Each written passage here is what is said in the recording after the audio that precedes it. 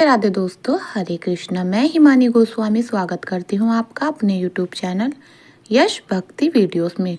पुराण सुनने का बहुत अधिक महत्व है। प्रिय श्रोताओ, जो मनुष्य श्री फाल्गुन मास में श्री महापुराण की इस कथा को सुनेगा, भगवान शिव शंकर भोलेनाथ उनकी हर इच्छा पूरी करेंगे। प्रिय श्रोताओं, मन में पूर्ण विश्वास और सच्ची निष्ठा के साथ ही कथा को पूरा सुनना और सुनने के बाद कमेंट बॉक्स में हर हर महादेव जरूर लिखना। महादेव हर हर अवश्य लिखकर बंधुओं, यदि आपने हमारे चैनल को अब तक सब्सक्राइब नहीं किया है तो जरूर करें और बेल आइकन को दबाना ना भूलें, ताकि हमारी आने वाली वीडियो की जानकारी आप तक समय से पहुंच सके। तो चलिए शुरू करते हैं। फाल्गुन मास के अध्याय 17। जय शिव शंकर भोलेनाथ। समस्त महात्मा मुनि प्रयाग में एकत्रित हुए। वह सम्मिलित हुए। उन सब महात्माओं का विधि विधान से एक बहुत बड़ा यज्ञ हुआ। उस यज्ञ में सनकादिक सिद्ध गण, देव ऋषि, प्रजापति देवता तथा ब्रह्म का साक्षात करने वाले ज्ञानी भी पधारे थे। मैं भी मुनि मूर्तिमान महातेजस्वी निगमों का आगमन से युक्त हो सब परिवार वहां गया था। अनेक प्रकार के उत्सवों के साथ वहां उनका विचित्र समाज जुटा था। नाना शास्त्रों के संबंध में ज्ञान चर्चा एवं वाद विवाद हो रहे थे। मुनि उसी अवसर पर सती और पाश के साथ त्रिलोक हितकारी, सृष्टिकर्ता एवं सबके स्वामी भगवान रुद्र भी वहां आ पहुंचे। भगवान शिव को आया देख संपूर्ण देवताओं, सिद्धियों, मुनियों ने और मैंने भी भक्ति भाव से उन्हें प्रणाम किया और उनकी स्तुति की। फिर शिव की आज्ञा पाकर सब लोग प्रसन्नता पूर्वक यथा स्नान कर बैठ गए। भगवान का दर्शन पाकर सब लोग संतुष्ट थे और अपने सौभाग्य की सराहना करते थे। इसी बीच में प्रजापति की भी पति प्रभु दक्ष को बड़े तेजस्वी थे, अकस्मात घूमते हुए प्रसन्नता पूर्वक वहां आए। वे मुझे प्रणाम करके मेरी आज्ञा ले वहां बैठे। दक्ष उन दिनों समस्त ब्रह्मांड के अधिपति बनाए गए थे। अंत सबके द्वारा सम्मिलित थे, परंतु आपने इस गौरवपूर्ण पद को लेकर उनके मन में बहुत अहंकार था, क्योंकि वे वत्स ज्ञान से शून्य थे। उसी समय समस्त देवी ऋषियों ने नतमस्तक हो स्तुति और प्रणाम के द्वारा दोनों हाथ जोड़कर उत्तम तेजस्वी दक्ष का आदर सत्कार किया। परंतु जो नाना प्रकार की लीला विहार करने वाले सबके स्वामी और उत्कृष्ट लीलाकार हैं, उन परमेश्वर ने उस समय दक्ष को मस्तक नहीं झुकाया। वे अपने आसन पर ही बैठे रहे। महादेव जी का वह मस्तक झुकते ना देखा मेरे पुत्र प्रजापति दक्ष मन ही मन अपमान में हो गए। उन्हें रुद्र पर सहस क्रोध हो गया। वे ज्ञान शून्य तथा महान अहंकारी होने के कारण महापूर्व रुद्र को क्रूर दृष्टि से देखकर सबको सुनाते हुए उच्च स्वर में कहने लगे। दक्ष ने कहा, यह सब देवता, असुर, श्रेष्ठ ब्राह्मण, ऋषि मुझे विशेष रूप से मस्तक झुकाते हैं, परंतु वह जो प्रेत और पिशाचों से घिरा हुआ महामहनवी बनकर बैठा है, वह दुष्ट मनुष्य के सामने क्यों नहीं मुझे प्रणाम करता। शमशान में निवास करने वाला यह निर्लज्ज जो मुझे इस प्रकार प्रणाम नहीं करता, उसका क्या कारण है। इसके वेदोक्तो कर्म लुप्त हो गए हैं। वह भूतों और पिशाचों से सेवित में मतवाला बना फिरता है और शास्त्रीय विधि की अवहेलना करके नीति मार्ग को सदा कलंकित किया करता है। इसके साथ रहने वाले या इसकी अनुसरण करने वाले लोग पाखंडी, दुष्ट, पापाचारी और ब्राह्मण को देखकर उर्दंड पूर्वक उसकी निंदा करने वाले होते हैं। यह स्वयं ही स्त्री में उत्सक्त रहने वाले यति कर्म में ही दक्ष के अतः मैं इस श्राप देने वाले उगत हूँ। यह रुद्र चारों वर्णों से पृथक और कुरूप है। इसे यज्ञ से बहिष्कार कर दिया जाए। यह शमशान में निवास करने वाला उत्तम कुल और जन्म से हीन है, इसलिए देवताओं के साथ यह यज्ञ में भाग न ले पाए। ब्रह्मा जी कहते हैं, नारद दक्ष की कही हुई यह बात सुनकर भृंग आदि बहुत से महर्षि रुद्र देव को दृष्टि मानकर देवताओं के साथ उनकी निंदा करने लगे। दक्ष की बात सुनकर नंदी को बड़ा गुस्सा हुए, उनके नेत्र चंचल हो उठे और वे दक्ष को श्राप देने के विचार में तुरंत इस प्रकार बोले। नंदीश्वर ने कहा, अरे महामूर्ख, दुष्ट बुद्धि, शठ दक्ष, तूने मेरे स्वामी महेश्वर को यज्ञ से बहिष्कार क्यों कर दिया? जिसके स्मरण मात्र से यज्ञ सफल और तीर्थ पवित्र हो जाते हैं, उन्हीं देवता जी को तूने श्राप कैसे दिया?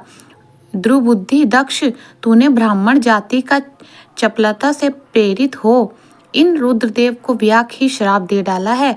महाप्रभु रुद्र सर्वथा निर्दोष हैं, तथापि तूने स्वतः ही उनका उपहास किया है। ब्राह्मण अधम जिन्होंने इस जगत की सृष्टि की, जो इसका पालन करते हैं और अंत में जिसके द्वार इसका संहार होगा, उन्हीं इन महेश्वर रूप को तूने श्राप कैसे दे दिया? नंदी के इस प्रकार फटकारने पर प्रजापति दक्ष जोर से आग बबूला हो गए और उन्हें श्राप देते हुए बोले, अरे रुद्रगणों, तुम सब लोग वेद से भयशक्त हो जाओ, वैदिक मार्ग से भ्रष्ट और महा ऋषियों द्वारा परितयुक्त और पांडव वध में लग जाओ और शिष्टाचार से दूर रहो। सिर पर जटा और शरीर में भस्म एवं हड्डियों के आभूषण धारण करके मद्यपान में आसक्त रहो। जब दक्ष ने शिव के पार्षदों को इस प्रकार श्राप दे दिया, तब उस श्राप को सुनकर शिव के प्रिय भक्त नंदी अत्यंत शेष से विषीभूत हो गए। शिलापुत्री नंदी भगवान शिव के प्रिय पार्षद और वे गर्व से भरे हुए महादुष्ट दक्ष को तत्काल इस प्रकार उत्तर देने लगे। नंदीश्वर बोले, अरे षष्ठ बुद्धि दक्ष, तूने शिव के तत्व का बिल्कुल ज्ञान नहीं है, अतः तूने शिव के प्रातों का व्यर्थ ही श्राप दिया है। अहंकारी दक्ष, जिसके चित्त में दृष्टता भरी है और मृग आदि ने भी ब्राह्मण के अभिमान में आकर महाप्रभु महेश्वर का उपहास किया है, अतः यह जो भगवान रुद्र से विमुख, तो तुझे जैसी दृष्टि ब्राह्मण विद्यमान, उनको मैं रुद्र तेज के प्रभाव से ही श्राप दे रहा हूँ। तुझ जैसे ब्राह्मण कर्म फल के प्रसंग वेदक में फंसकर वेद के तत्व ज्ञान से शून्य हो जाए। यह ब्राह्मण सदा भोगों में मंतन्य रहकर स्वर्ग को ही सबसे बड़ा पुरुषोपात मानते हुए स्वर्ग से बढ़कर दूसरी कोई वस्तु नहीं है, ऐसा कहते रहे और कर्म तथा क्रोध, लोभ और मत से युक्त हो निर्लज भिक्षुक बने रहें। कितने ही ब्राह्मण वेद मार्ग के सामने रहकर शूद्रों का यज्ञ करने वाले और दरिद्र होंगे, सदा दान लेने में ही लगे रहेंगे। दूषित दान ग्रहण करने के कारण वे सब के सब नरकगामी होंगे। दक्ष, उनमें से कुछ ब्राह्मण तो ब्रह्म राक्षस भी होंगे, जो परमेश्वर शिव की को सामान्य देवता समझकर उन्हें दोह करते हैं। वह दुष्ट बुद्धि वाले प्रजापति दक्ष तत्व ज्ञान से विमुख हो जाए।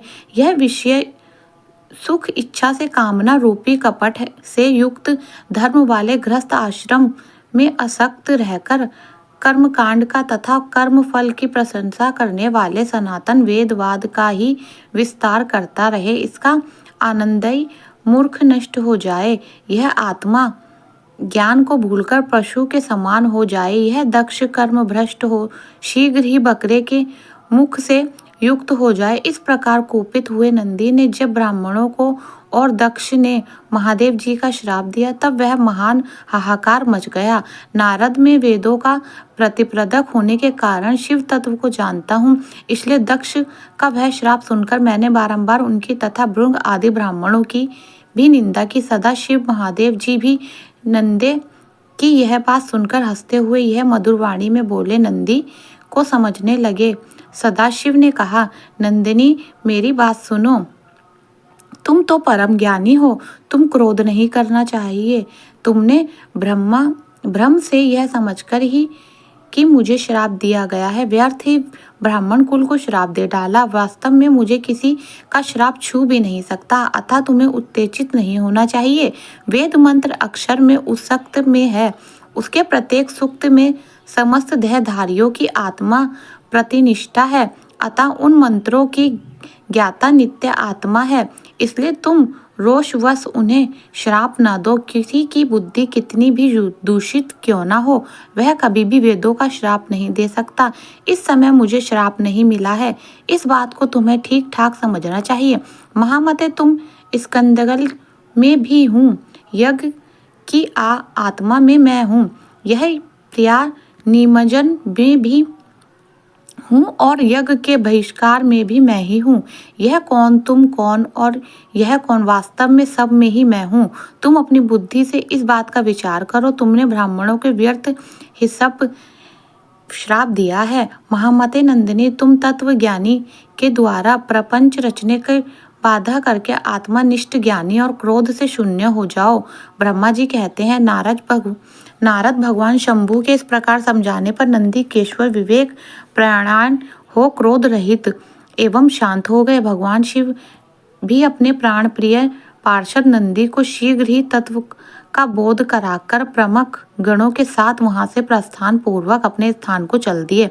इस शेषवेश भी युक्त दक्ष भी ब्राह्मणों से घिरे हुए अपने स्थान को लौट गए, परंतु उसका चित्त शिव देह में ही तत्पर था। उस समय रुद्र को श्राप दिया जाने की घटना का स्मरण करके दक्ष सदा महान रोष से भरे रहते थे। उनकी बुद्धि पर मूर्छता छा गई थी। वे शिव के प्रति श्रद्धा को त्याग कर शिव पूजकों की निंदा करने लगे। नारद इस प्रकार परमात्मा शंभु के साथ दुर्व्यवहार करके दक्ष ने अपनी जिस दृष्टि बुद्धि का परिचय दिया था वह मैंने तुम्हें सुना दिया। अब तुम इनकी पराकाष्ठा को पहुंची हुई दुर्बुद्धि का वृत्तांत सुनो। मैं तुम्हें सुना रहा हूँ। राधे राधे। जय श्री कृष्णा। तो यह था आज का अध्याय। अगर मेरा वीडियो आपको पसंद आया हो तो प्लीज़ मेरे चैनल को लाइक शेयर सब्सक्राइब करना ना भूलें और मेरे चैनल को सपोर्ट करें और कमेंट बॉक्स में ओम नमः शिवाय जरूर लिखें, जिससे आपके परिवार पर भोलेनाथ की कृपा सदा बनी रहे। राधे राधे।